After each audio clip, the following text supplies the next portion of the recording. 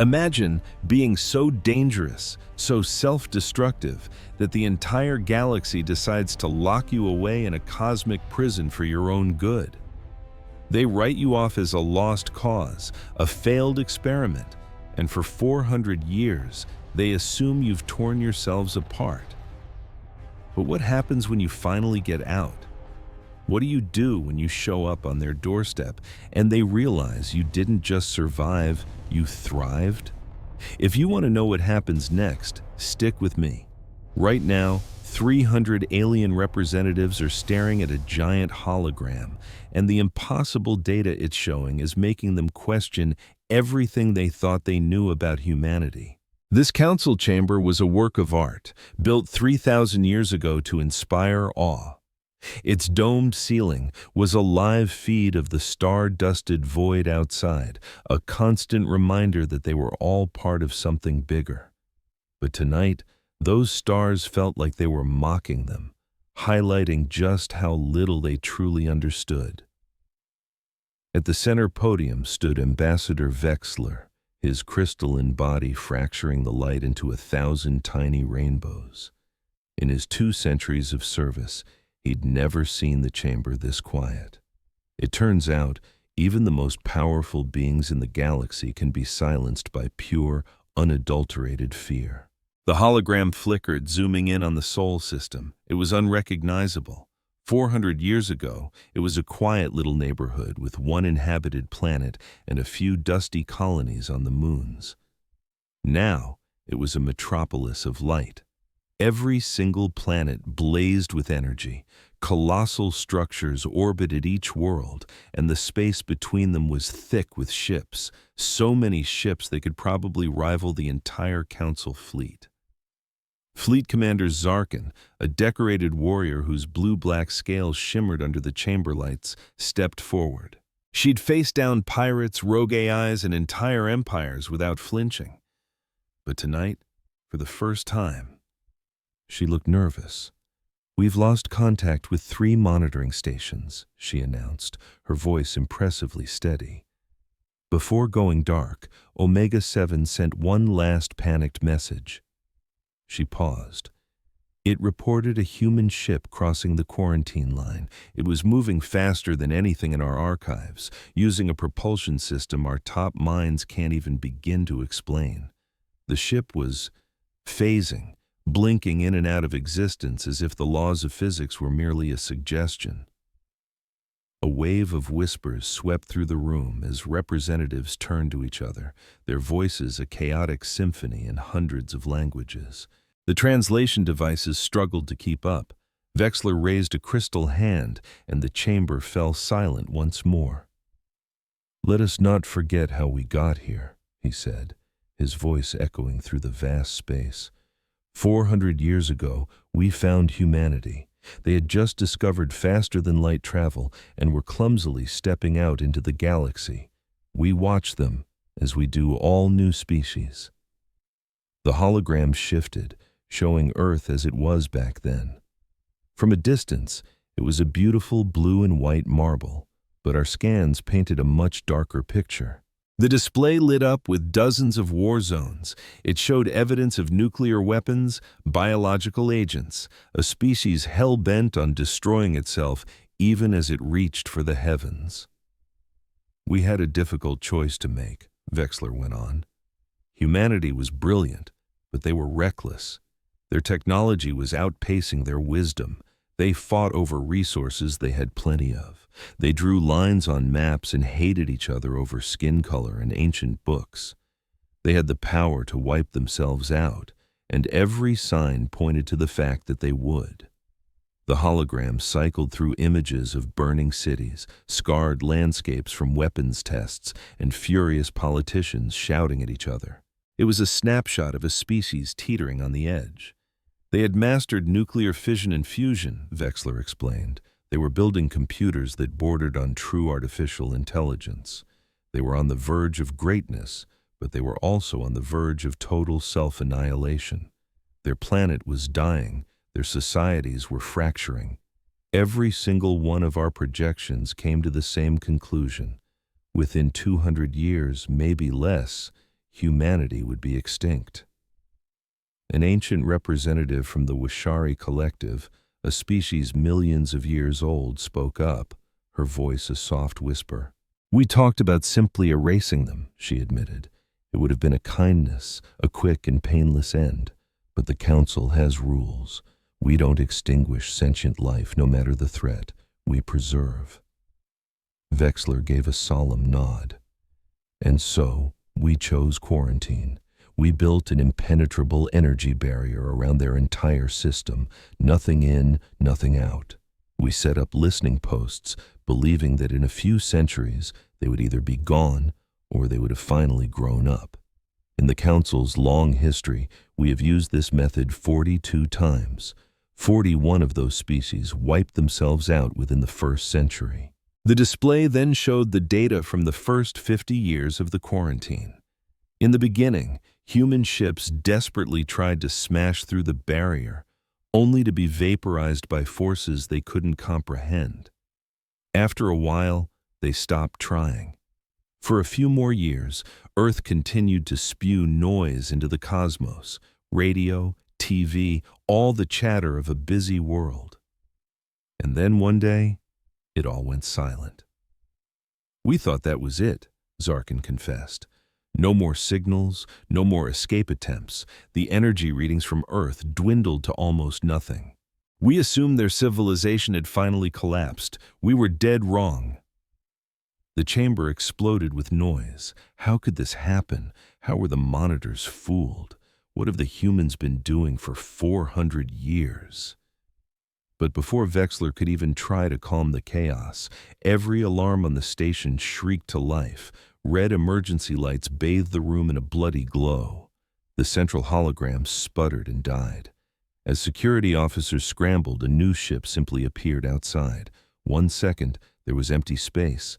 The next, a vessel was hanging there, just beyond their defenses, making no moves at all. It was unlike anything they had ever seen, its design sleek and almost alive, its hull shimmering as if it wasn't fully in our dimension. Energy readings went off the charts, yet it just sat there, an image of peaceful, terrifying power. Then, a voice came through their speakers, speaking flawless galactic standard, a language humanity shouldn't even know existed. "Greetings to the Galactic Council. This is Ambassador Ryan Mitchell of the United Human Worlds. We come in peace. We wish to formally request you lift the 400-year-old quarantine on our system. We understand you must have questions. We apologize for the sudden arrival. We simply want to talk." Vexler made a split-second decision. "Let them dock," he commanded. "Full security, scan everything, but let them come aboard." If this was an attack, it would have already happened. An hour later, Ryan Mitchell strode into the council chamber.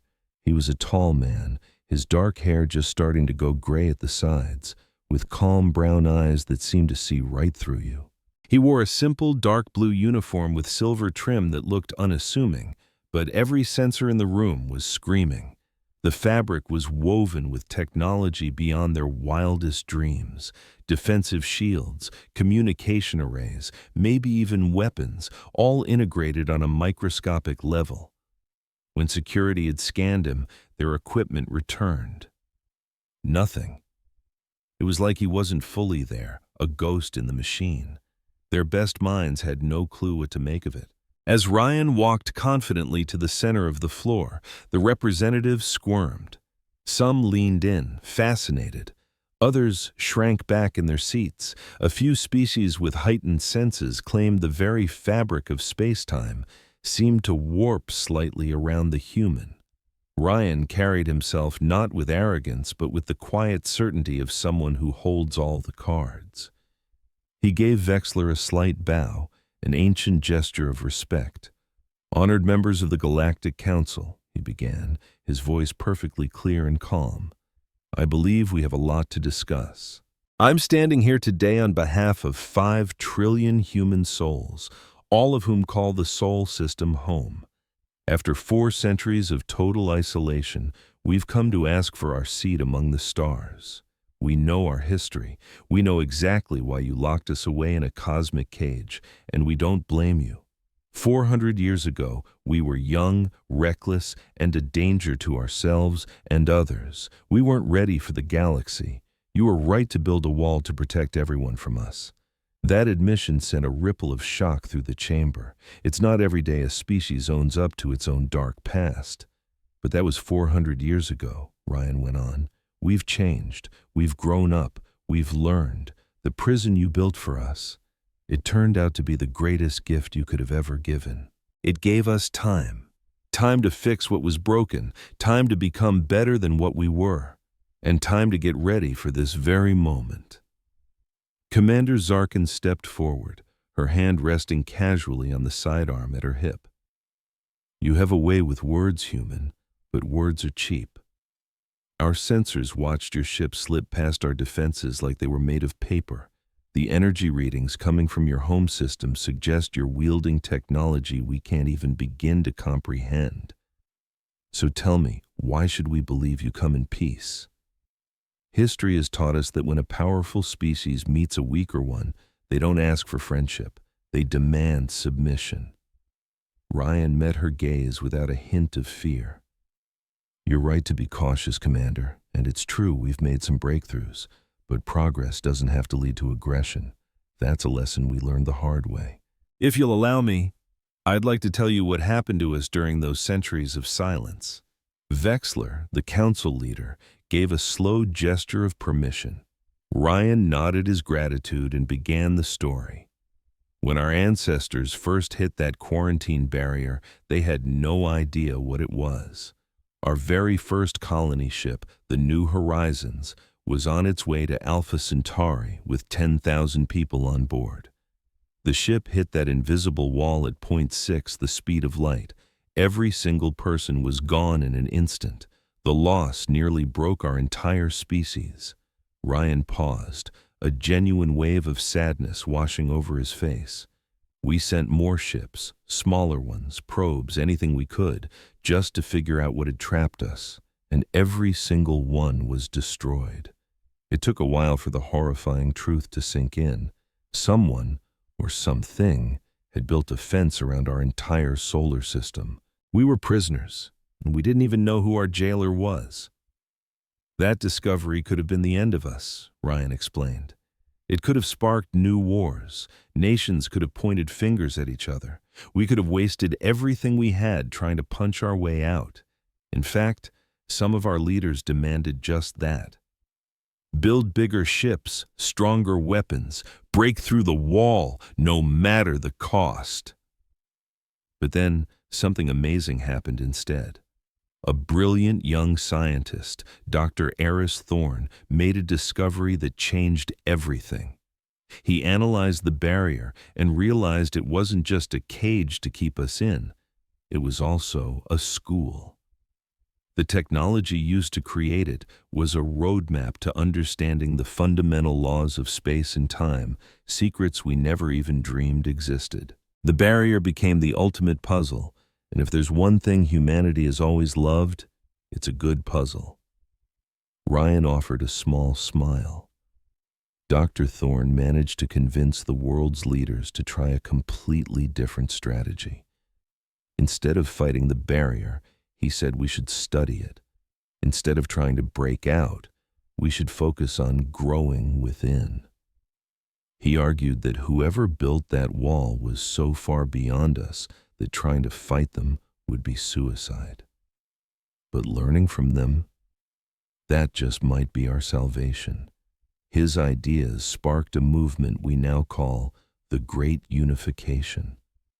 For the very first time in our long, bloody history, every nation on Earth set aside its squabbles. We pooled our resources. We shared all our knowledge. We stopped fighting over lines on a map and started working together to survive. Old borders started to feel meaningless. Ancient hatreds began to melt away. We finally had one common goal. A delegate from the Talvari Confederation interrupted, his voice dripping with skepticism. And you want us to believe that humanity just stopped fighting? That you abandoned thousands of years of conflict all because of one scientist's idea?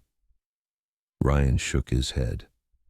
Oh, it wasn't simple, and it didn't happen in a day. We still had fights, disagreements, and people who desperately clung to the old, hateful ways. But the barrier gave us a stark choice. We could tear ourselves apart fighting over scraps, trapped in our system forever. Or we could work together and maybe, just maybe, one day earn our freedom. Over time, more and more people chose to work together.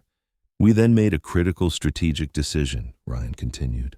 We shut everything down. All our electromagnetic signals, radio, television, satellites, everything went completely dark.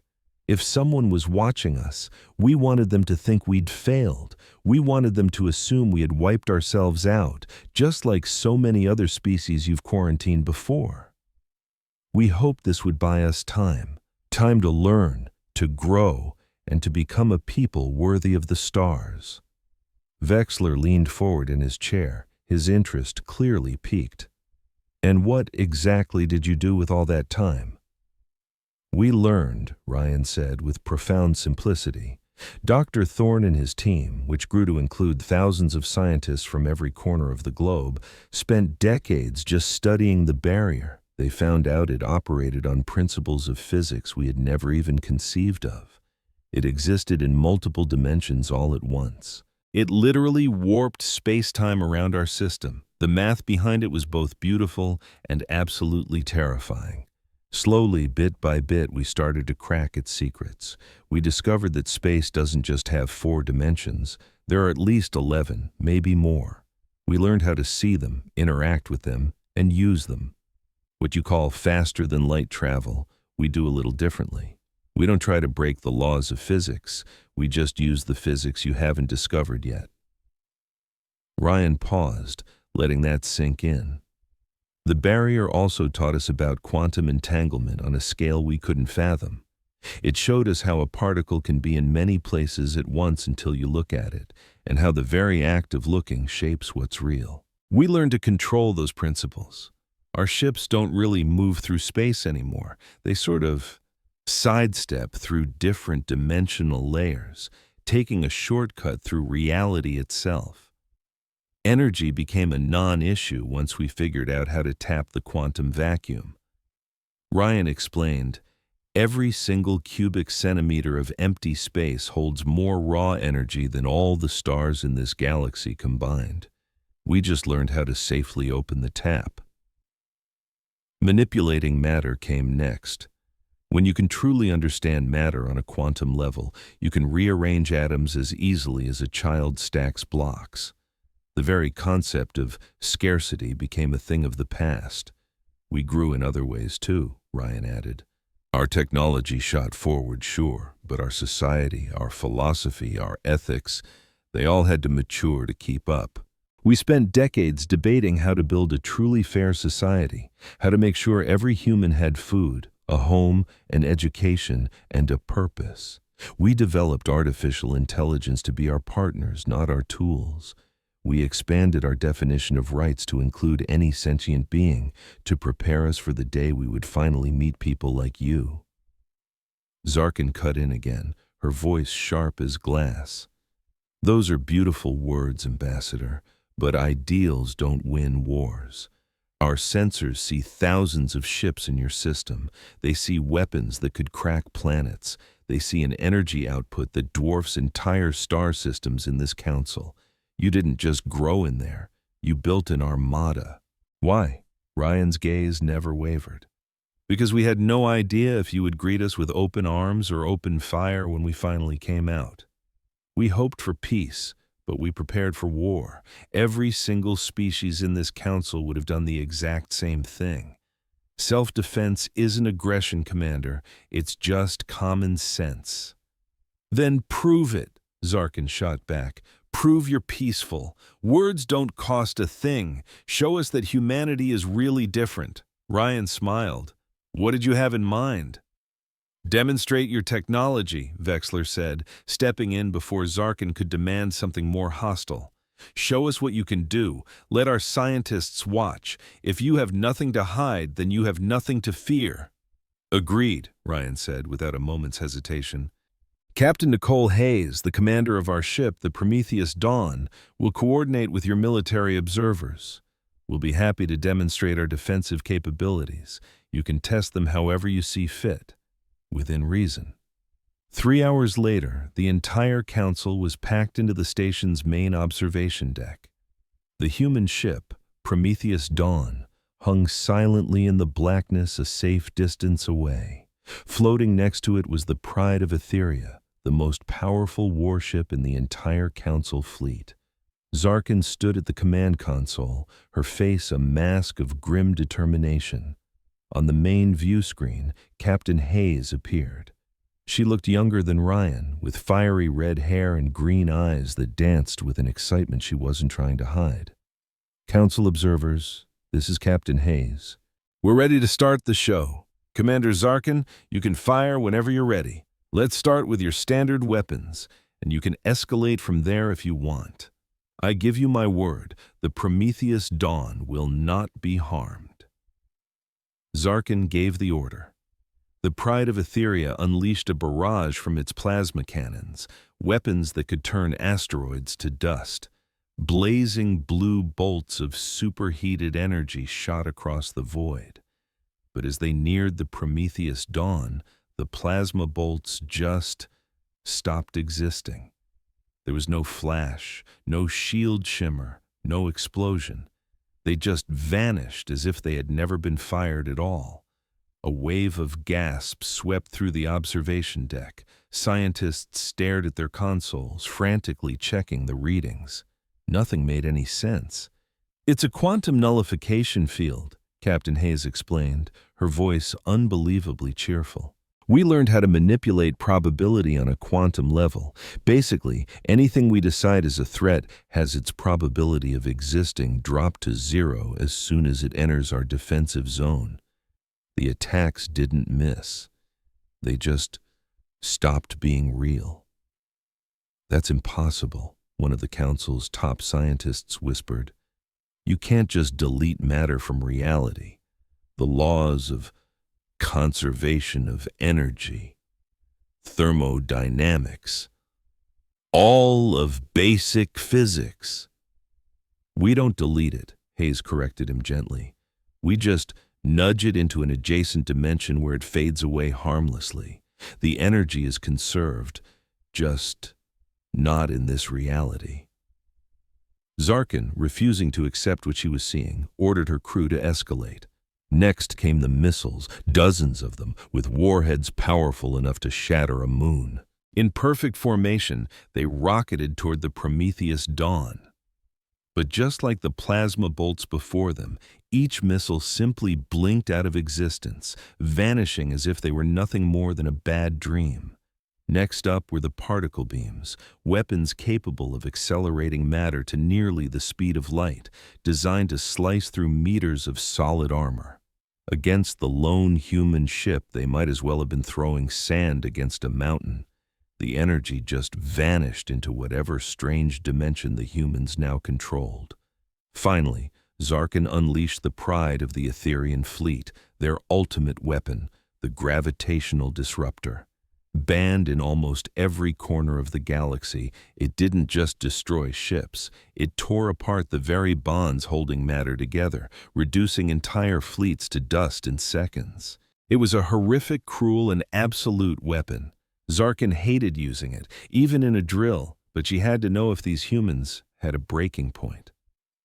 The disruptor fired, and space itself seemed to twist around the beam. On the observation deck, every scientist held their breath.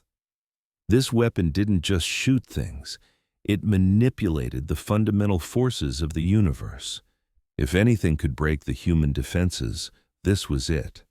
The beam made contact with the defensive field around the Prometheus Dawn and just stopped.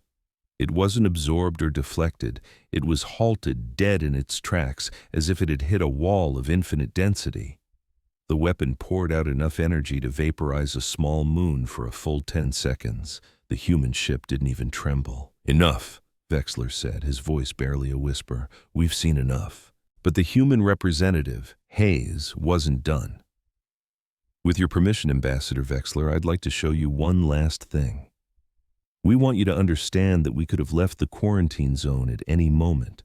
We stayed because we chose to, not because you forced us to. The Prometheus dawn started to shimmer. Then, impossibly, the entire vessel began to phase right through a massive asteroid in its path, passing through the solid rock as if neither one was truly there. The ship was solid and not solid, present and absent, real and unreal, all at the same time. We exist in 6 dimensions at once, Hayes explained coolly. In 3 of them, we're solid. In the other 3, we're not. We simply choose which state to be in at any given moment. Your quarantine barrier only exists in the 4 dimensions you know. We could have walked around at any time in the last 200 years. The observation deck erupted into pure chaos. Ambassadors were shouting questions. Scientists were begging for access to the technology. Military leaders were running threat assessments that produced numbers so terrifying they looked like typos. Humanity hadn't just caught up to the Council. They had leaped into a future the Council couldn't even begin to imagine. That night, Vexler called an emergency meeting of the Council's inner circle. The 20 oldest and most powerful representatives gathered in a secure room, the weight of their decision feeling like a physical force. "We have to face the facts," Vexler began. "The quarantine didn't imprison humanity, it protected them. They could have broken out whenever they wanted, but they stayed, they waited, they built. And now we have to answer a very simple, very terrifying question. Why?"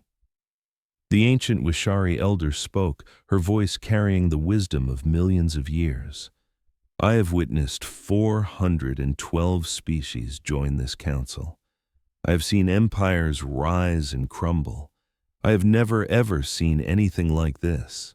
We quarantined humanity because we saw them as dangerous children playing with matches. They have emerged as something we can no longer classify. They aren't children anymore. They might not even be our equals. They might just be our superiors." A younger representative from the Talmor hegemony shot to his feet. "This is outrageous. We are the Galactic Council. We are the oldest, wisest races in the known galaxy. We cannot just accept that a primitive species we locked away 4 centuries ago has somehow surpassed us. There has to be another reason. Secret allies, stolen tech, something." "Pride," the Wishari elder said softly. "That is your pride speaking. I understand. It's a bitter pill to swallow, knowing we are no longer at the top. But pride is a luxury we can no longer afford.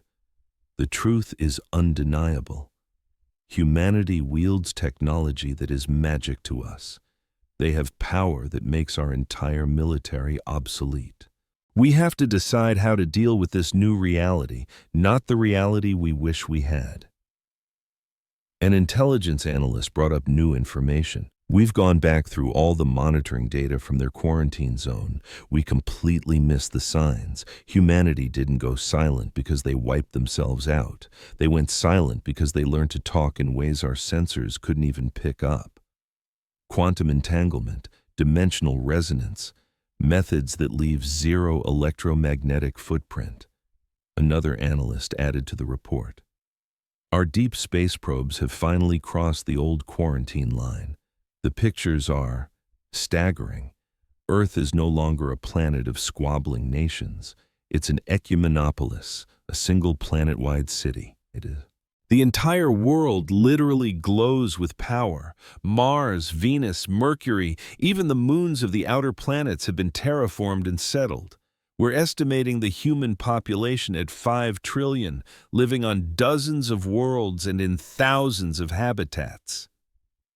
"But the most concerning part," the analyst said, his voice trembling slightly, "is the fleet.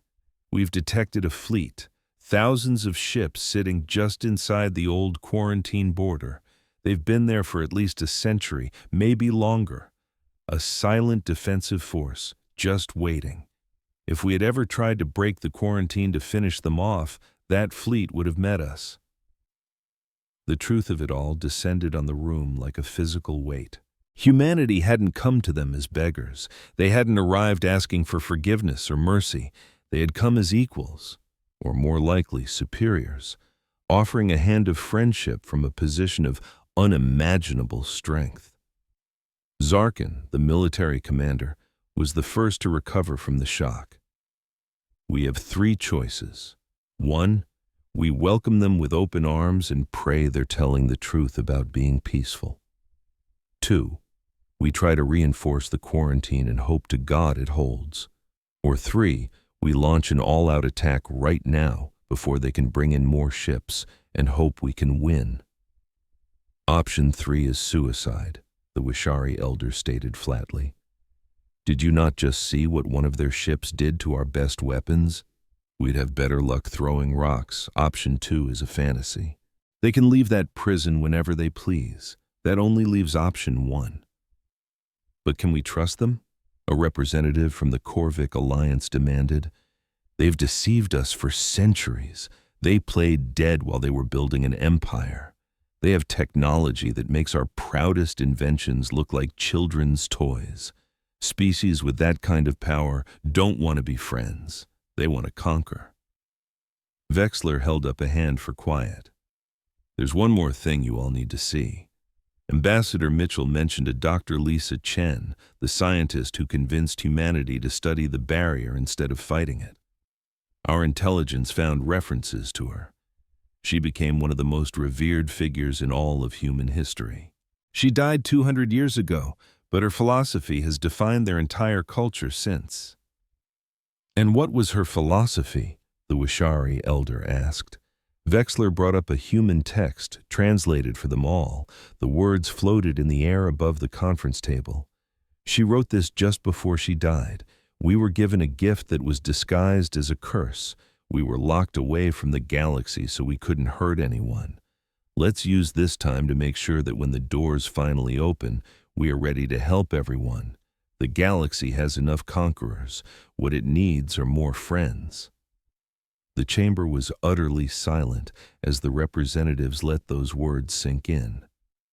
They could have broken free at any point in the last 2 centuries, Vexler said quietly.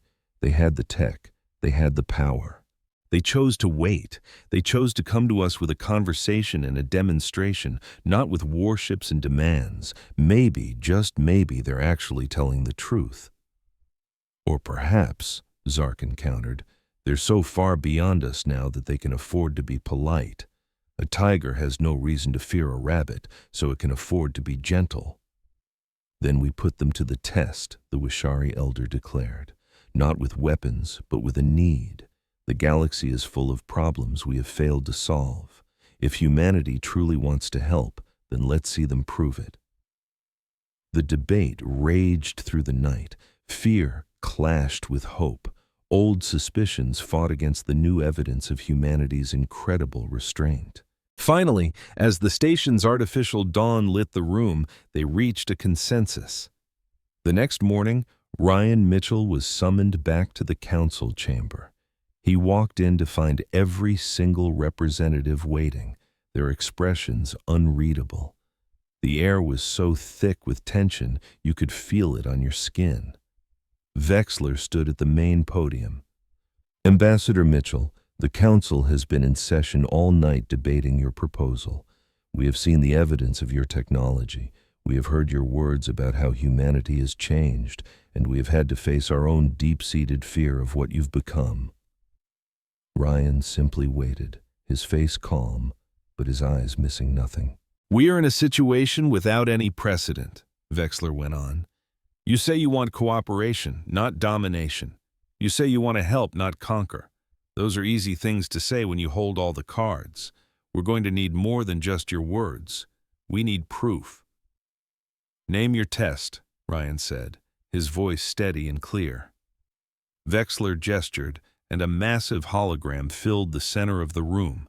It showed a distant, unremarkable star system with one critical problem.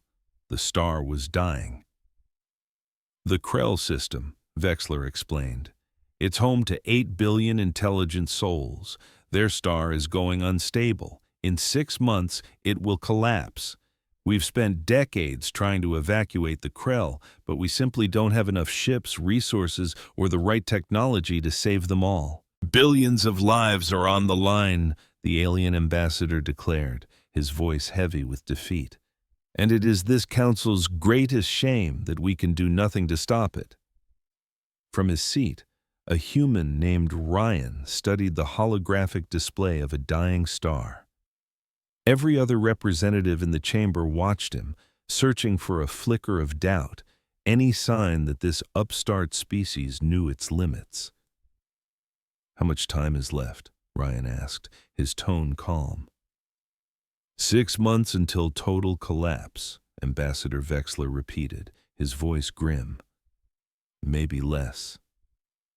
Ryan looked up from the grim projection, and a gentle, almost sorrowful smile touched his lips.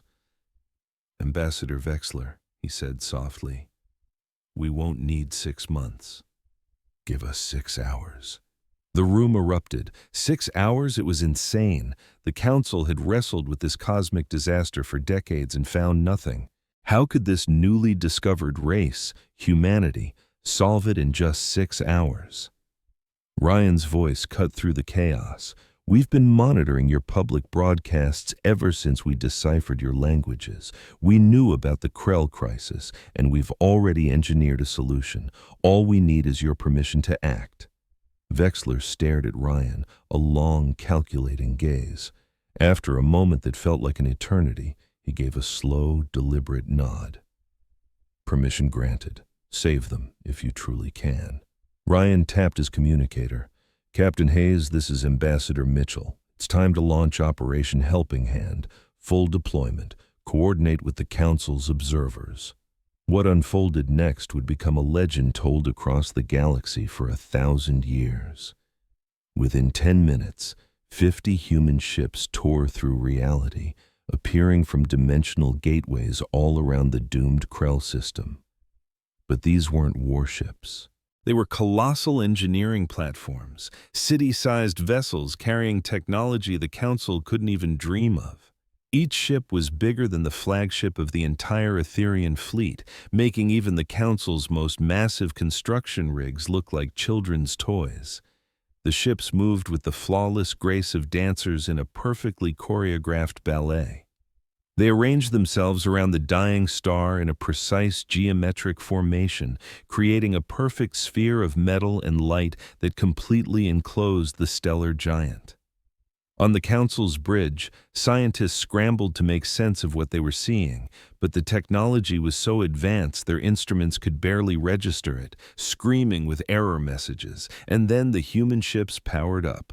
An impossible light surged from every vessel, beams of energy that weren't quite light and weren't quite matter, but something new altogether. These beams crisscrossed around the star, connecting at specific points to weave a web of pure power that pulsed with a steady, rhythmic beat. The network began to hum, emitting frequencies that made the Council's sensors shriek with overload warnings. "Dimensional stabilization fields are now active," Captain Hayes' voice announced calmly, broadcast for all to hear. "We are setting anchor points in 11 dimensions at once. The star's core is being locked into a stable configuration, and quantum flux regulators are rebalancing the fusion reactions. The collapse has been stopped." An elderly Council astrophysicist watching the entire event on a monitor began to cry. She had dedicated 40 years of her life to studying the Krell star, desperately searching for a way to save it. She had been forced to watch it wither away, knowing that billions would die with it and that she was powerless to help. And now, in a matter of minutes, these humans were achieving the impossible. They weren't just putting a Band-Aid on the problem, they were actually reversing the damage. The star was healing itself. The star's fatal decline halted. The deadly radiation spewing from its surface subsided to safe levels. In just 6 hours, humanity accomplished what the Council couldn't manage in 6 decades. They saved the star. They saved the Krell people. And they weren't even done. More human ships arrived, these ones carrying massive terraforming equipment. They quickly pinpointed 3 lifeless planets in nearby systems and began the astonishing process of transforming them into lush, habitable worlds, backup homes for the Krell, just in case. A project that should have taken centuries was completed in a matter of days. Back in the council chamber, the representatives could only watch in stunned silence. Some were openly weeping, while others just stared, unable to process the reality of it. Every single one of them knew they were witnessing the dawn of a new age for the galaxy. Vexler slowly walked over to Ryan, who had been watching the operation quietly. The ambassador's voice was soft, almost broken. "Why? You don't owe the Krell anything. You certainly don't owe us anything. We held you prisoner for 400 years. Why would you help us?" Ryan looked him in the eye, and all Vexler saw was pure sincerity. "Because that's what friends are for. We remember what it was like to be the ones desperate for help, and we remember that no one was there for us. We had to figure out how to save ourselves, but now that we have the power to help others, we refuse to let that gift go to waste." "The quarantine," Vexler whispered. "You could have broken through it at any point. You could have revealed yourselves centuries ago. Why did you wait?" "Because we weren't ready," Ryan replied simply. "Power without wisdom is a terrifying thing. Technology without a strong moral compass is just a faster way to destroy yourself. We needed those 400 years, not just to advance our science, but to grow as a people.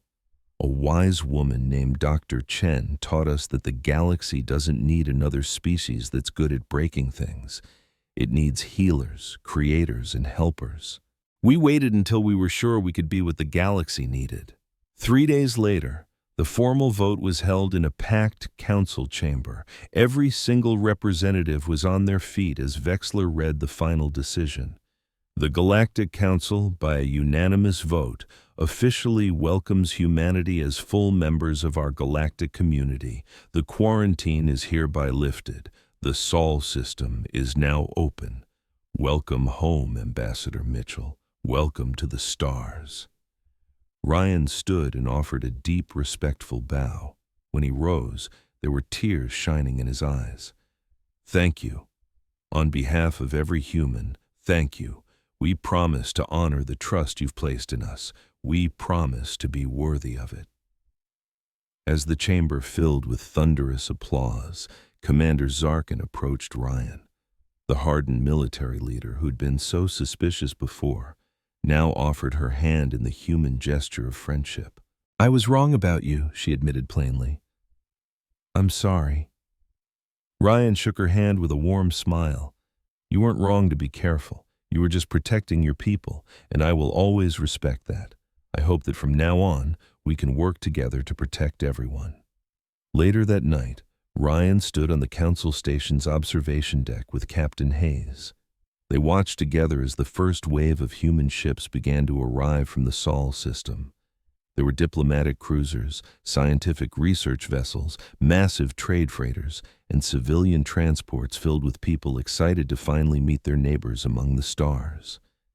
Every single ship was an engineering marvel, both beautiful and incredibly functional in ways that left the Council's own ship designers feeling both inspired and deeply humbled. The observation deck had grown quiet. Most of the council members had gone to try and process the incredible events of the past few days. Only a handful remained, watching the arrival of the human fleet in silent awe. The view was truly breathtaking. Hundreds of ships, each one unique, filled with people who had spent their entire lives dreaming of this very moment. Nicole Hayes stood next to Ryan, her reflection shimmering in the transparent aluminum window. She seemed young to be a starship captain, barely 40 years old, but she had been training for this mission since she was a little girl.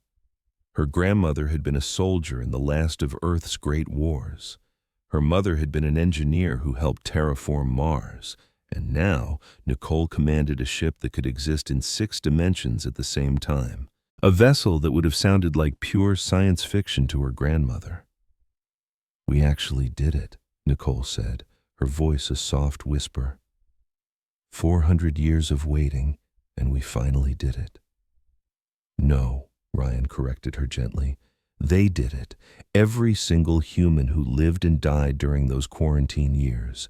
Every scientist who stared at that barrier, every leader who chose peace over war, and every ordinary person who never stopped believing in a brighter future. We're just the lucky ones who get to see their dream come true." Nicole smiled. "So what's next?" Ryan gazed out at the stars, at the hundreds of ships from dozens of different species, and at the vast, incredible galaxy that was now humanity's home. "Everything," he said with a smile, "everything comes next." The quarantine was gone. The wall that had caged humanity was finally down, and humanity had stepped out, not as angry conquerors, but as open-hearted friends. The galaxy had been terrified when they first appeared, wielding power that was beyond comprehension. But now, after witnessing the truth of who they had become, the galaxy felt something new. It felt hope. Hope that if a single species could change so profoundly, then maybe they all could continue to learn, to evolve, and to become better versions of themselves. 400 years ago, the Council had looked at humanity and seen only a threat. They built a wall to shield the galaxy from human aggression, but that wall turned out to be humanity's cocoon, a place where they transformed from a species of warriors into exactly what the galaxy needed most: partners, helpers, and friends. And now, at long last, their transformation was complete. Humanity had finally come home to the stars. Ryan Mitchell stood in a small conference room buried deep within the council station. The walls were made of a living crystal that shifted colors to reflect the emotions of everyone in the room. Right now, they were glowing a tense, nervous orange. Seated around the long oval table were the most powerful individuals in the known galaxy. At one end sat Ambassador Vexler, the crystalline leader of the council. Across from him was Fleet Commander Zarkin, her 6 arms crossed in a clear display of her deep-seated suspicion. 12 other beings were present, each one representing the oldest and most powerful species in the Council's territory. Ryan took a deep breath and began to speak. His voice was calm and steady, like someone who had rehearsed these exact words 1,000 times over. He knew that everything he was about to say would decide the future for his entire species. The weight of 400 years of human history was resting squarely on his shoulders, but he didn't let any of that pressure show. He started from the very beginning. 400 years ago, humanity had just cracked the secret to faster-than-light travel. It was a crude and dangerous technology, but it worked. The very first colony ship, named the New Horizon, was filled with 10,000 hopeful souls, all ready to start a new life on a distant planet orbiting Alpha Centauri. Families packed up everything they owned, said their tearful goodbyes to Earth, and dreamed of building a brand new world among the stars. Kids were glued to the viewports, their faces full of wonder, about to see worlds they'd only ever dreamed of. Their parents were already sketching out plans for new lives, new farms, and new cities on distant planets. But that ship never reached its destination. Halfway to Alpha Centauri, it collided with something completely invisible. The entire vessel was obliterated in an instant. Not a single person survived. Back on Earth, the world watched in stunned silence as the final data streamed in. The ship hadn't malfunctioned. It had hit a wall, a massive, invisible barrier that had caged our entire solar system. Scientists went into a frenzy, families screamed for answers, and governments stumbled over themselves trying to manage the unimaginable crisis that had just engulfed every single person on the planet. Governments launched probe after probe, desperately trying to test this invisible barrier. Every single one was instantly vaporized on impact. Scientists pulled endless all-nighters, trying to figure out what they were up against. Religious figures declared it was God's judgment for our hubris. Military leaders demanded they find a way to blast through it. Conspiracy theorists swore it was the start of a silent alien invasion. It seemed like everyone had a theory, and nobody could agree on anything. The world felt like it was about to rip itself apart. Ryan paused for a moment, glancing around the council table. Every member was hanging on his words. Some were leaning in, captivated. Others sat back, arms crossed, their skepticism plain to see. Wexler nodded for him to go on, the crystalline fingers of his hand making a faint, bell-like chime. The person who changed everything wasn't a general or a politician. It was a brilliant young physicist named Lisa Chin. She was only 26 years old, a recent grad school graduate working out of a tiny research outpost on the moon.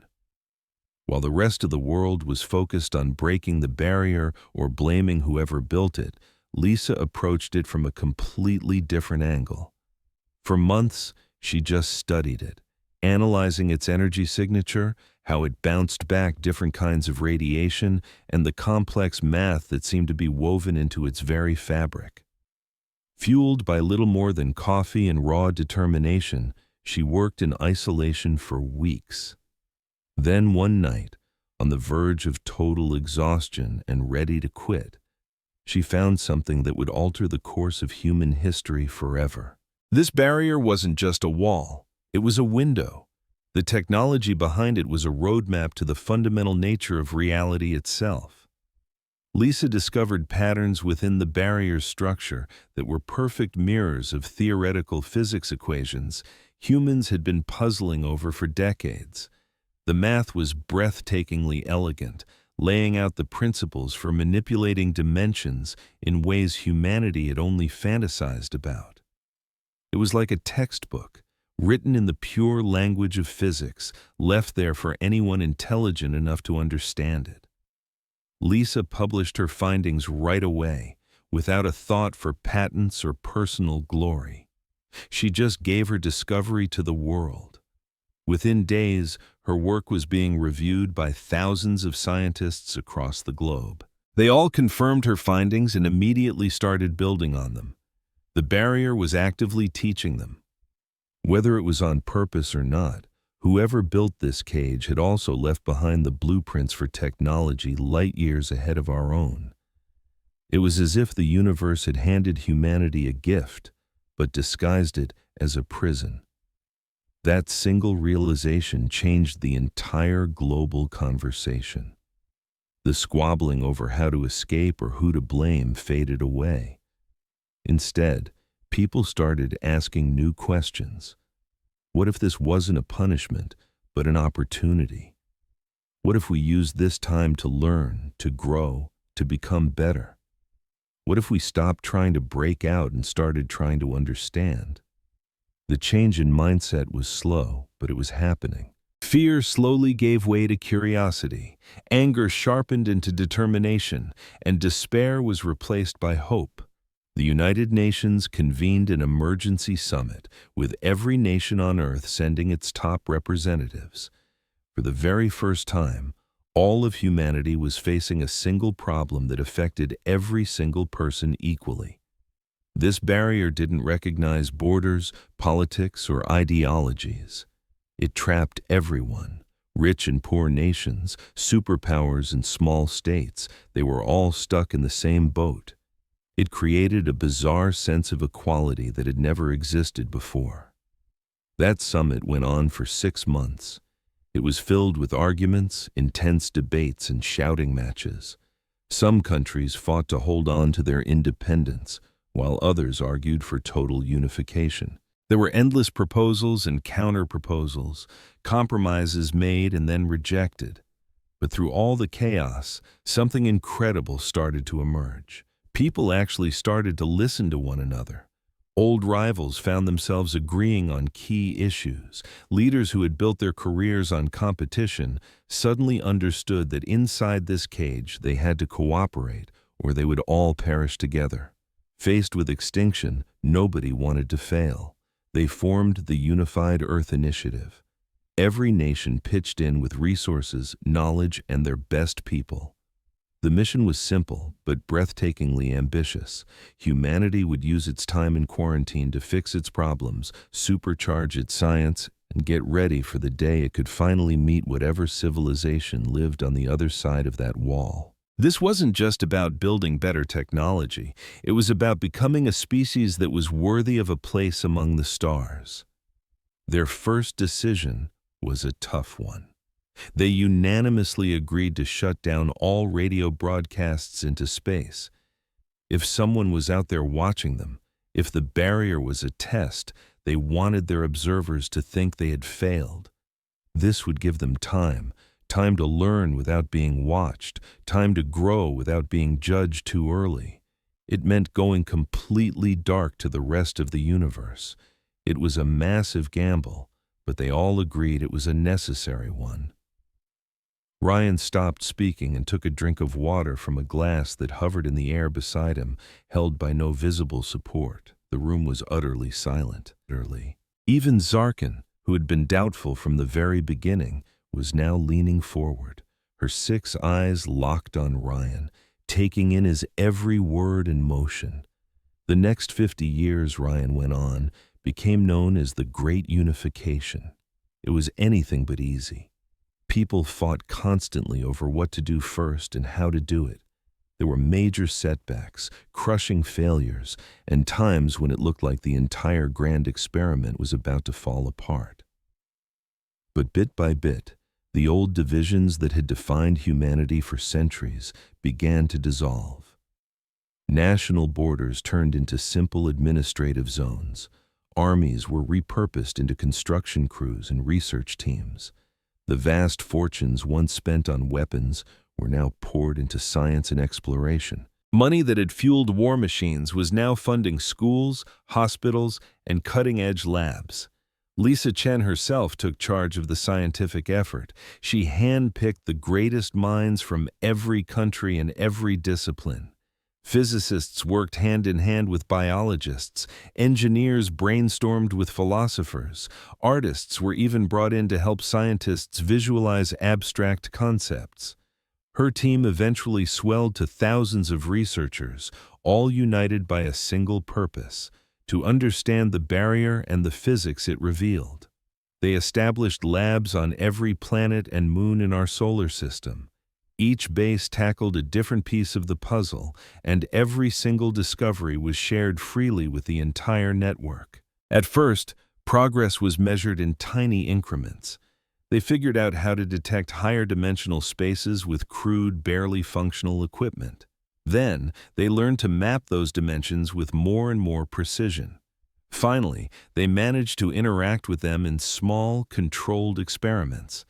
Every new discovery unlocked a dozen new possibilities and 100 new questions.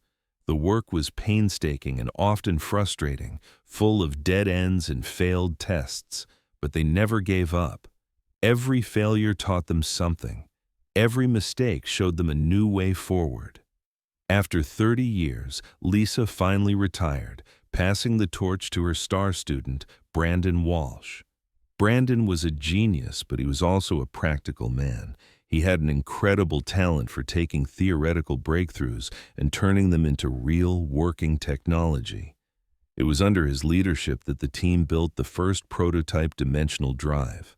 It was designed to fold space, to create a wrinkle in reality that would allow for faster-than-light travel. Instead, it failed in the most spectacular way possible, creating a tiny black hole that took them months to safely contain and dissipate. The accident completely destroyed a research station and cost 3 people their lives. But they learned from that disaster, and they tried again, and again, and again. The real breakthrough finally came 120 years into their quarantine. Brandon's team managed to create a stable dimensional fold that held for more than just a few microseconds. For the first time ever, humans could bend the very fabric of space-time in a controlled, sustainable way. The impact of this discovery was instant and world-changing. Faster-than-light travel was suddenly a reality, and it didn't even break the known laws of physics because they weren't technically moving through space. They were stepping around it by using higher dimensions. It was like finding a secret hallway that cut through reality itself. Energy production was completely transformed. They discovered how to tap into the quantum vacuum, pulling limitless energy from the zero-point field that permeates the entire universe. That power had always been there, just beyond our reach. Now, humanity could harness it. All at once, energy was infinite and free. Power plants were built across the solar system, each one capable of powering entire planets forever. Fossil fuels became a footnote in history books overnight. Manufacturing was reinvented from the ground up. With the newfound ability to manipulate matter on an atomic level, they could literally build anything they wanted from raw elements. It was like having a universal machine that could rearrange atoms into any shape or substance. The very concept of scarcity vanished. If you needed something, you could simply create it. Food could be synthesized with perfect nutrition, water could be made from hydrogen and oxygen, building materials could be assembled one molecule at a time. The old economic models, built on scarcity and competition, simply crumbled. They were replaced by new systems based on contribution and cooperation. Ryan paused one last time, looking at the astonished faces around the table. He could feel their judgment radiating across the room. On the High Council, a being named Zarkin had her arms crossed, her posture screaming, "I don't believe you." For centuries, they'd locked humanity away on Earth, convinced we were too dangerous, too primitive. And now, they expected an apology. I'm here to tell you that everything you think you know about us is wrong. And if you stick around for just a minute, I'll show you how we didn't just survive your quarantine. We thrived in ways you can't even imagine. Ryan knew their expressions were already shifting from pure suspicion to a glimmer of stunned curiosity. Technology, he began, was just the start. The real change was in us. Once we had unlimited energy and resources, the petty reasons we used to fight just vanished. Fighting over oil, land, or water, it became absurd. There was more than enough for everyone, forever. War became obsolete. The very conflicts that had defined our species for thousands of years just evaporated into thin air.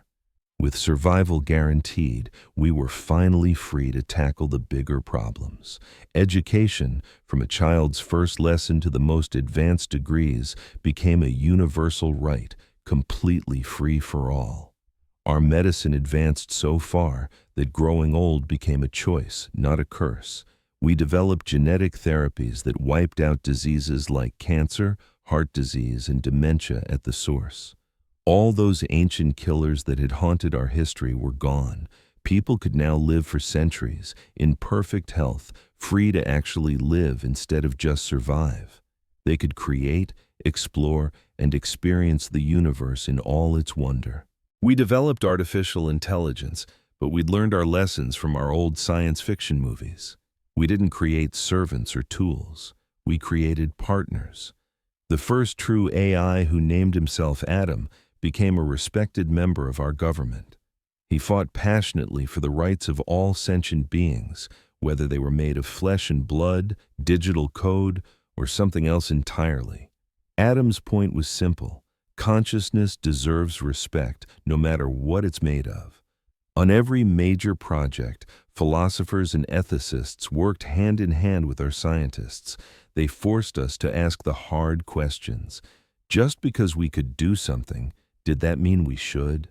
Should we live forever? Should we rewrite our own DNA? These constant conversations became the bedrock of our society, ensuring our technology always served our values. And Earth itself? We healed it. We transformed our wounded home into a paradise. Extinct species, whose DNA we had saved in old museums, walked the Earth again. Forests grew back over lands that had been barren for centuries. The oceans cleaned themselves. The scars from our industrial age slowly faded away. Our cities became beautiful, living things, grown from organic materials and woven seamlessly into nature, with parks in every single neighborhood. Then, we looked to the stars. We spent 2 centuries patiently terraforming Mars. Nicole Hayes, the commander of the ship that brought me here, was born on Mars. She grew up running through forests her grandmother had helped plant and swimming in lakes created by incredible feats of engineering. She looked up at a sky that was no longer red, but a brilliant blue, filled with clouds and birds brought from Earth. Venus was a tougher nut to crack, but with time and innovation, we did it. We converted its crushing atmosphere and cooled the planet using giant mirrors in orbit to block the sun. Eventually, Venus became a world of warm, shallow seas and tropical islands. We colonized the moons of Jupiter and Saturn, building sprawling, comfortable cities that felt like home. And we did all of this in complete silence. Your monitoring stations never saw a thing because we learned to communicate using things like quantum entanglement, signals your sensors, which look for old-fashioned radio waves, could never hope to detect. To you, our solar system looked dead and empty. But while you saw nothing, we saw everything. For centuries, we watched you. We listened to your communications, studied your politics, your trade, your conflicts. We learned hundreds of your languages and analyzed the technology of countless alien civilizations, not to steal it, but to understand it. We saw a galactic civilization doing its best to hold itself together, trying to keep the peace between so many different species with so many different needs. We watched you manage a civilization stretching across thousands of stars. We saw your triumphs when you worked together to solve impossible problems. And we saw your failures when misunderstandings spiraled into violence. We saw species join your council full of hope, only to leave in disappointment. We saw you wrestle with the same tough questions we asked ourselves. How do you balance freedom with security? How do you share resources fairly? In watching you, we learned to respect what you had built. We realized that keeping hundreds of species from tearing each other apart is an incredibly difficult job. You did it with diplomacy, trade, and shared values, and sometimes, when you had no other choice, with force. Sometimes you succeeded and saved billions, sometimes you failed, but you never stopped trying. You never gave up on the idea that cooperation was possible. That knowledge changed everything for us. When we were finally ready to break the quarantine, we knew we had a choice. We had the power to just leave and ignore you completely. We could have hidden away in our perfect little solar system, safe and sound, or we could have become conquerors. With our technology, we could have taken anything we wanted. But after a long, long debate, we chose a third path. We chose to come here and ask to join you, as equals, to offer our help, not demand your surrender, to share our knowledge freely to help solve the problems that have troubled the galaxy for ages. It wasn't an easy decision.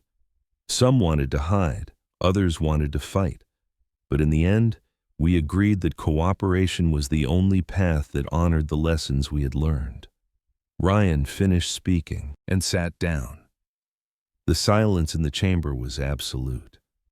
Finally, Vexler, the council leader, spoke. His voice was like crystal chimes, beautiful, but carrying a note of deep caution.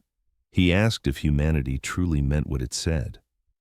Words are wind, he seemed to imply. Actions are what matter. How could they be sure we wouldn't turn on them later? How could they trust our promises? Ryan simply nodded. He'd known this was coming. You're right, he said. Talk is cheap. We are ready to prove our intentions. We understand you need more than just words. Tell us what you need. Wexler conferred with the other council members, their whispered debate a low hum in the chamber. Finally, he turned back. He told them of a system called Kree. Its people, a peaceful aquatic species known as the Krell, had been council members for over 1,000 years, loved for their art and their wisdom. But their star was dying. In less than a decade, it would swell and boil their oceans, burning their cities and wiping them out completely. The council had sent their best people, their greatest minds. But they simply didn't have the technology to stop a star from collapsing. They could try to evacuate some of the Krell, but there were billions of them, spread across 3 planets in massive underwater cities. There weren't enough ships, and there wasn't enough time. Worse, the Krell refused to leave their sick and elderly behind. They had chosen to die together rather than save only a few. "If your people can solve this crisis," Wexler said slowly, "it will prove not only what you can do, but who you are." He made it clear. This wasn't just a test of their power, but of their character. The council would judge them not on the words spoken here today, but on their actions in the dying light of the Krell star. Ryan didn't even blink. He accepted the impossible challenge on the spot, with no need to consult a soul or buy time to prepare. He shot a quick message to Nicole on the Prometheus Dawn, laying out the insane situation in a few clear sentences. While Ryan wrapped up the tense meeting, she was already scrambling a response team. In less than 3 hours, a fleet of human ships flickered into existence in the Krell system, their dimensional jump drives making them appear out of thin air. Nicole took command from the bridge of the Prometheus Dawn, leading a dozen specialized vessels built for everything from stellar engineering to planetary defense. They moved with a silent, practiced grace, arranging themselves around the dying star in a formation they had rehearsed countless times in simulations. The council, of course, sent observers to witness the inevitable failure. Commander Zarkin herself led the team, wanting a front-row seat to see what this isolated species could really do. She parked her flagship at a respectful distance and powered up every sensor she had. Her crew was on high alert, recording every byte of data and analyzing every single move the humans made. Nicole's team got to work with terrifying speed. They began deploying massive field generators, each one the size of a small moon, custom-built for exactly this kind of crisis. The generators hummed to life, creating a web of dimensional anchors that enveloped the star in an invisible net. These anchors weren't just in our space. They reached into higher dimensions, creating a stabilizing framework that existed partially outside of normal reality. The star was on the verge of going nova because its core was burning too hot and too fast. This dimensional net acted like a cosmic pressure release valve, siphoning the excess energy into parallel spaces where it could fade away harmlessly. The effect was immediate. The star's core began to cool, and its terrifying expansion ground to a halt. The entire process took 18 hours of non-stop, high-stakes work. Teams of engineers juggled thousands of variables at once, making micro-adjustments to keep the whole system in perfect balance. A single miscalculation could have collapsed the star into a black hole or triggered the very supernova they were trying to prevent. But these humans knew their craft. They had run this exact scenario in simulations thousands of times, preparing for every nightmare contingency they could imagine. When the work was finally done, the star was calm. It would now burn steadily for another 1 billion years, giving the Krell plenty of time to advance their own science or find a new home if they chose. The entire Krell civilization was safe. But Nicole wasn't done. She knew that saving them today wasn't enough to erase the fear of tomorrow. What if the fix didn't hold? What if something else went wrong? So, as a bonus, she dispatched terraforming platforms to 3 nearby barren planets. These were dead worlds, nothing but rock and ice, but they were in the perfect orbital sweet spot to support life. The platforms got to work, spinning up atmospheres, generating protective magnetic fields, and seeding the new oceans with microbes that would one day create breathable air. In about 50 years, these planets would be flourishing gardens, ready for colonization, a backup plan to ensure the Krell would never face extinction again.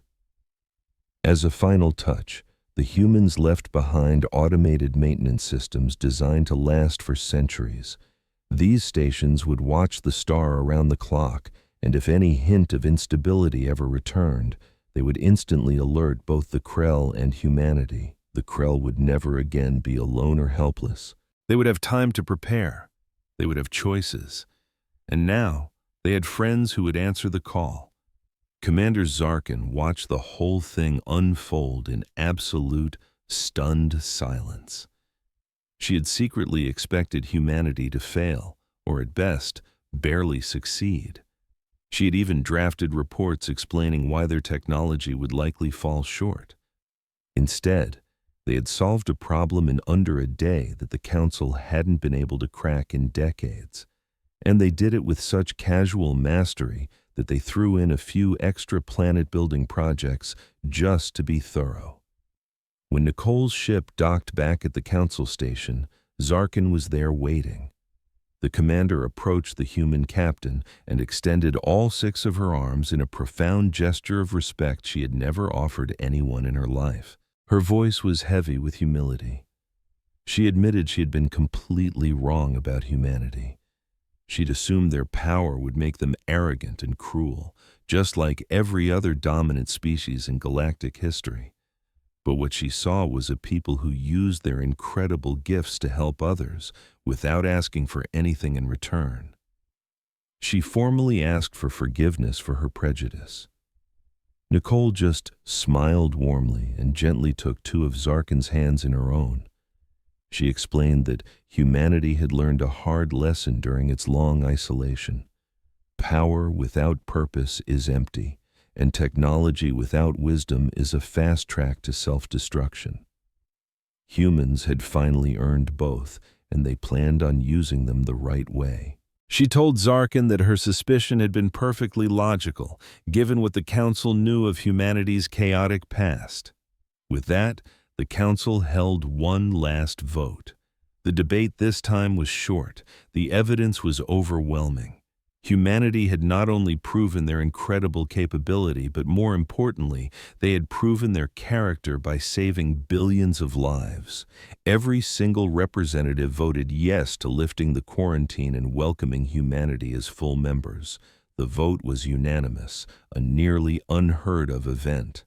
Ambassador Wexler made the announcement himself in a grand ceremony broadcast across every known system. After 400 years, the quarantine was over. Humanity was finally welcomed as equals among the stars. The Council expressed its hope to learn from humanity's unique journey, just as humanity could learn from the ancient wisdom of others. He declared that this day wasn't just a new beginning for humanity, but a new chapter for the entire galaxy. The news shot through Council space like a shockwave.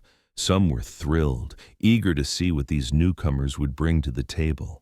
Others were nervous, worried about how such a powerful species would upset the delicate balance of power. But everyone, absolutely everyone, was curious. What would humanity do next? Standing on the Council station's observation deck, Ryan and Nicole watched the first wave of human ships pour in from the Sol system. There were hundreds of them, filled not with soldiers, but with diplomats, scientists, artists, and families, all eager to meet their galactic neighbors. Little kids pressed their faces to the viewports, their eyes wide at the sight of alien beings for the very first time.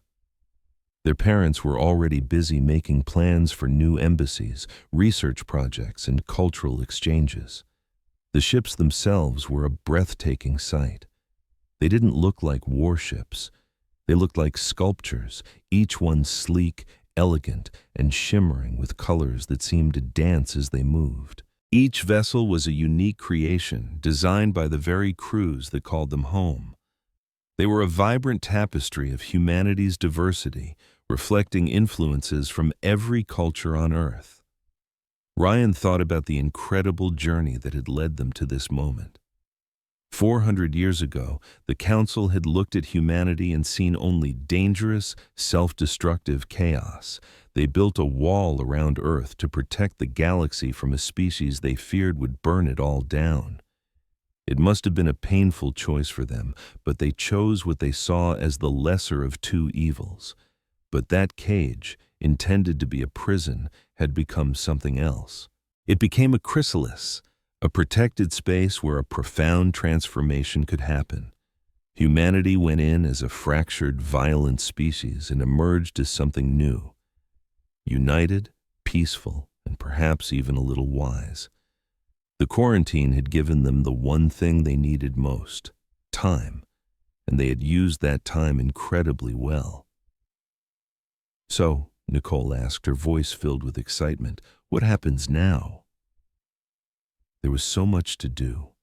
They had to set up embassies, carefully share their technology, and learn millions of years of galactic laws, cultures, and customs.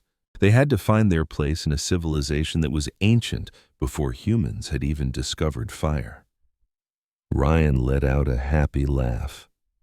This, he said, is exactly the kind of challenge we love. They had spent 4 centuries getting ready for this day, building their knowledge and honing their values. Now, at long last, they could join the great conversation between the stars. They could add their voice while learning from races who had grappled with cosmic problems for millennia. He thought of all the people who had made this day possible, like Lisa Chen, who saw a future where others saw a prison, and Brandon Walsh, who turned impossible theories into reality. This very moment was built on the backs of millions, engineers, scientists, thinkers, and ordinary people who poured their souls into creating something better. It was the legacy of generations born and buried within the confines of quarantine, who worked tirelessly for a future they might never see, all because they believed in a cause bigger than themselves. Their reward was this: humanity, standing tall among equals, eager to join the galactic community. They were ready to share the wisdom earned through hardship and victory, to learn from others who walked different paths, and to face the universe's challenges as one, knowing that unity would always triumph over conflict. When humanity first broke through the quarantine, the Council was terrified. They saw ships powered by impossible technologies, and beings who possessed abilities that defied all known science. They braced for invasion, for chaos, for conquest. But that terror slowly melted into understanding, which then blossomed into respect, and finally, into a bright hope for what they could achieve together. If a species as flawed as humanity could transform so profoundly, maybe others could too. If humans could rise above their violent history to build a peaceful society, perhaps the entire galaxy could evolve. For ages, the Council had kept a fragile peace with laws and diplomacy. Now, they had partners who brought fresh ideas and a universe of new possibilities to the table. For millions of years, wars had been fought over dwindling energy sources on 1,000 different worlds. Humanity arrived and offered to end that struggle forever by sharing their mastery of zero-point energy. Terraforming, a process that usually took centuries and cost fortunes, was something humans could now do quickly and cheaply. And the timeless plagues of disease and aging that tormented every biological species?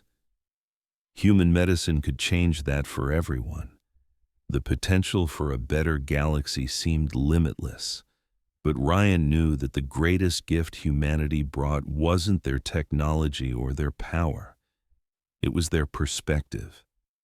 It was the fact that humans never forgot what it felt like to struggle. They remembered what poverty, war, and division felt like.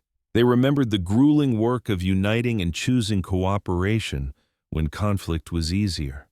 They remembered the sting of failure and the resolve to get up and try again. That memory was their anchor, keeping them humble. It was a constant reminder that progress is never guaranteed. It's earned, day by day, through deliberate choices and unwavering effort. A young Krell ambassador named Tala approached Ryan on the observation deck. She was from the very homeworld humanity had just saved from annihilation. She needed to thank him in person. Her family had been saying their final goodbyes, having made peace with their fate when the human ship suddenly appeared. Now they had a future, and her children would grow up free from the ever-present shadow of extinction.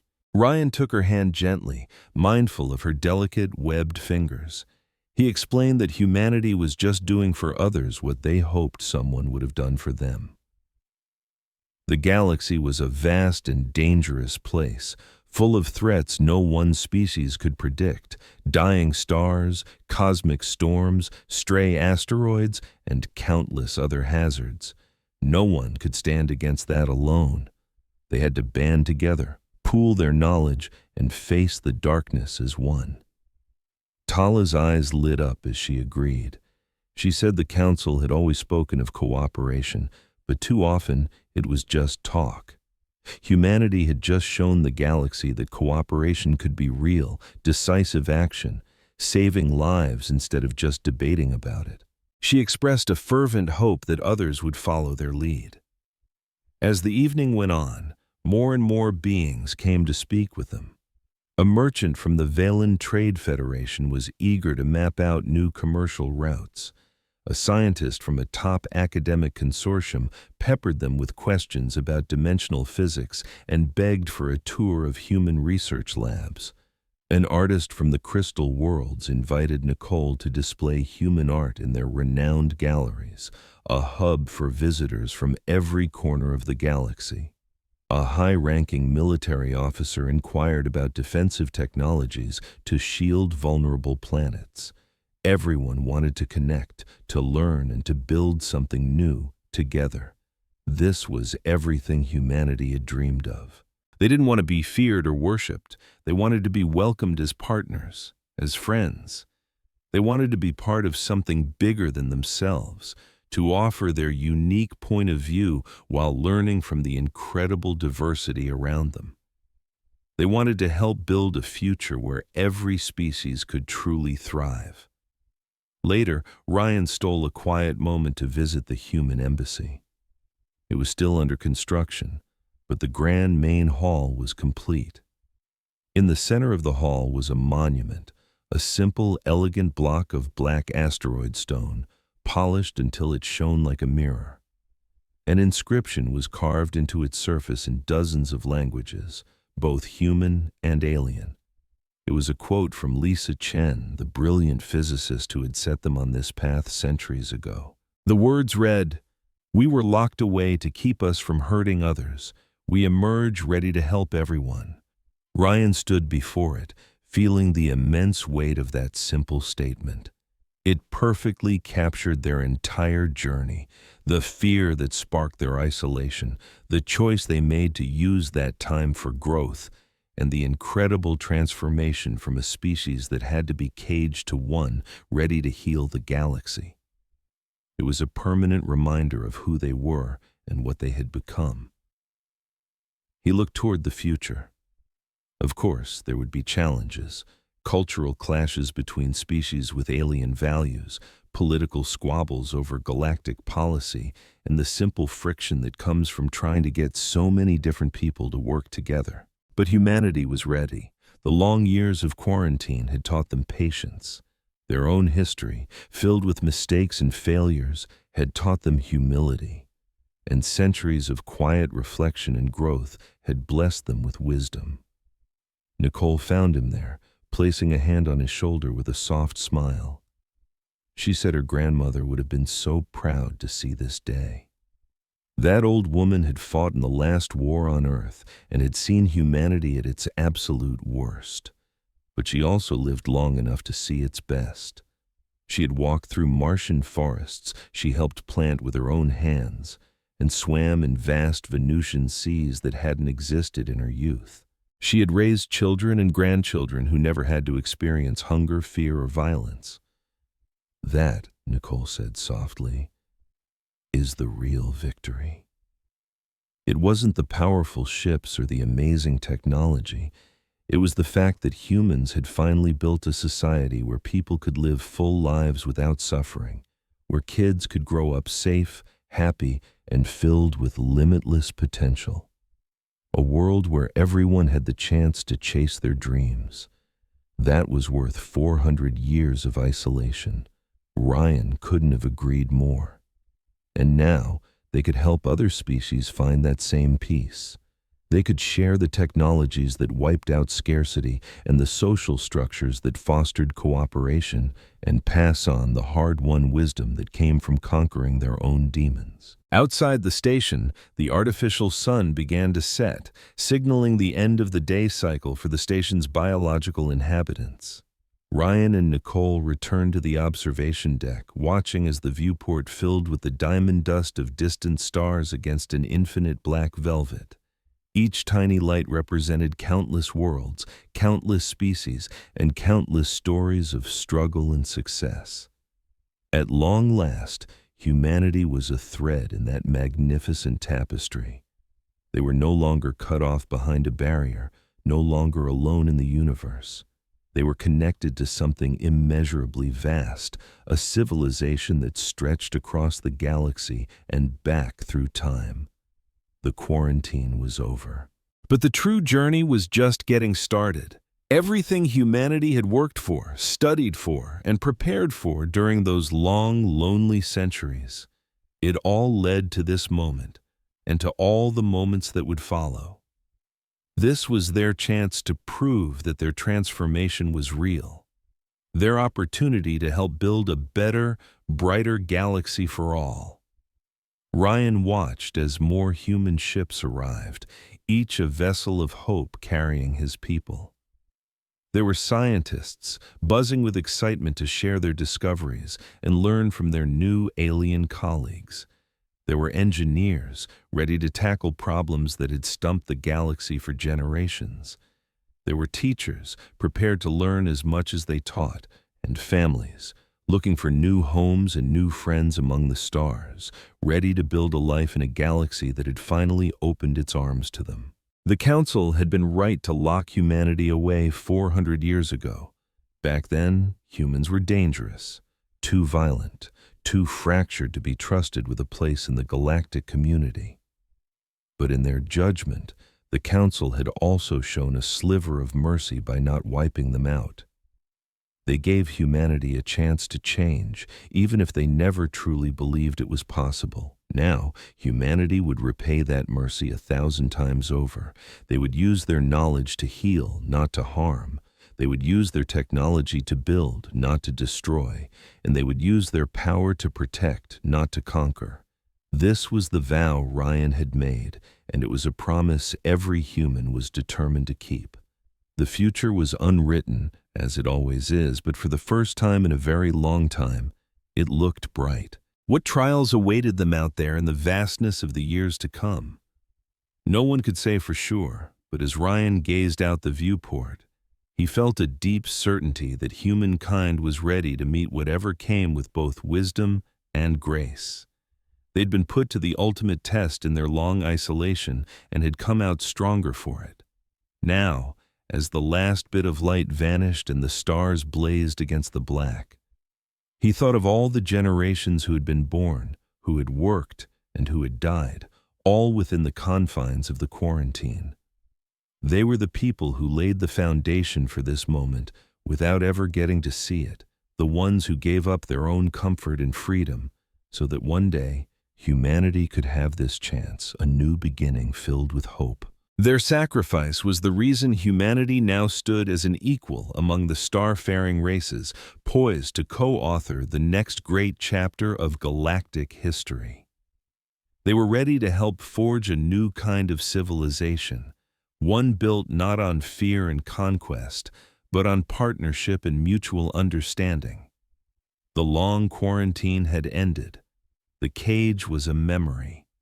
The chrysalis had finally burst open, and from it, a transformed humanity stepped out, prepared to face the future with open hearts and strong hands, carrying the precious gifts of their solitary journey, deep wisdom, incredible power, and an unbreakable promise to use both for the good of all living things.